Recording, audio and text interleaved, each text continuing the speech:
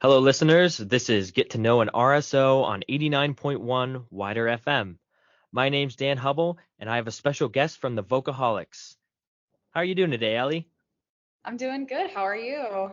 Stellar, absolutely stellarly. Um, That's good. so I guess let's take this time to introduce you. Can you tell us a little bit more about yourself, kind of what you do on campus, just what you like to do for fun? Yeah, absolutely. So about me as a student, I am going into my fourth and final year at Western. Also my fourth and final year in Voca, which is super fun. Um, I major in creative writing and I minor in music.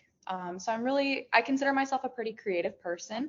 But other than like school stuff, I just like to write for fun, music and stories.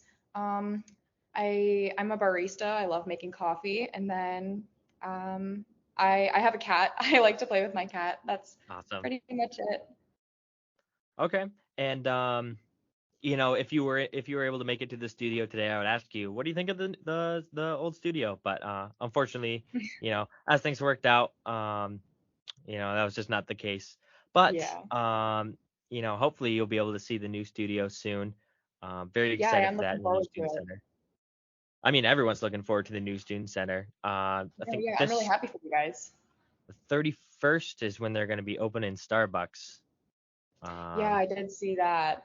I am pretty that's excited for that. I- I'm not much of a coffee drinker myself, but I could definitely go for like a hot chocolate every once in a while. Yeah, that's like not everybody's a coffee drinker. That's totally fine.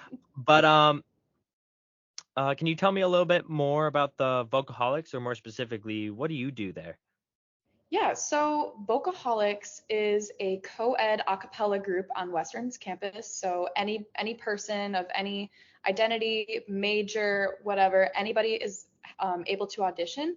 Um, we sing we sing pop tunes mainly. We anything that's pretty relevant. Um, my role in Vocaholics, I am the music director. So I arrange all of the music that we write. Um, I also give notes on music, and I'm also, as just a member of the Vocaholics e-board, I just kind of assist in the overall functioning of the group and keeping everything in line. Okay, great. And what drew you to the Vocaholics? Were you a freshman when you first joined, or tell me more So about yeah, that? I was a freshman when I joined Vocaholics. When I came to Western, it was like 2020, so like COVID was just everything was really messed up and it was Hmm. very hard to navigate.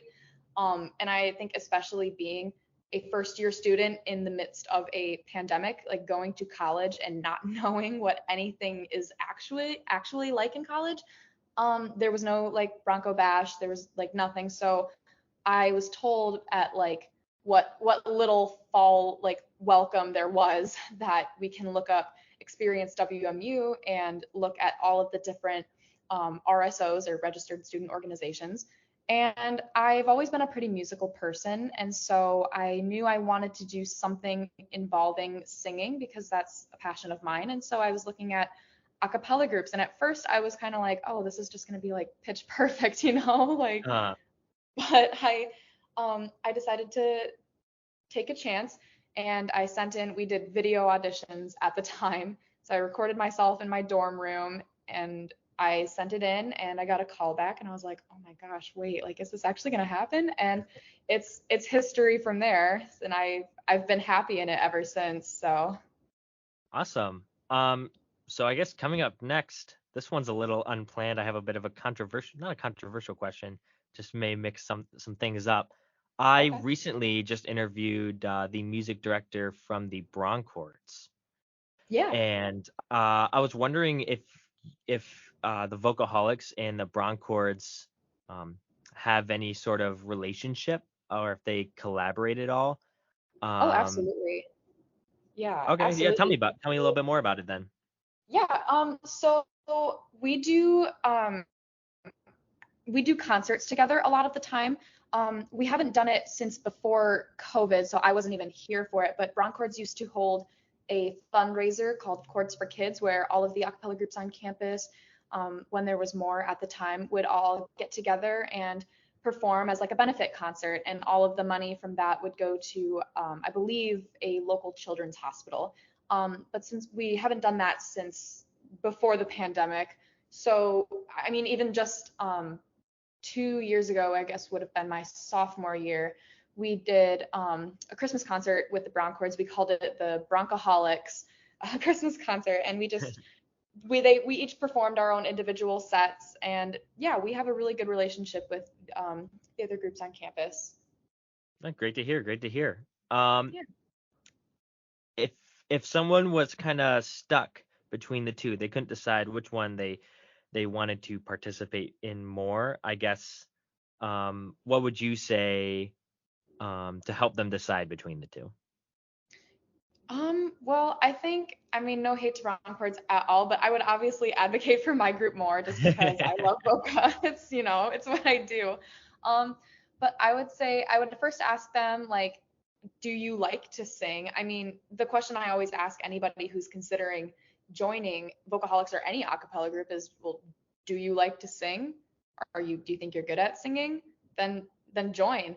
But I think getting more specific, I know Brown Chords is mainly a tenor baritone bass group, while we include all voice parts, so that also includes on top of those alto, mezzo, and soprano.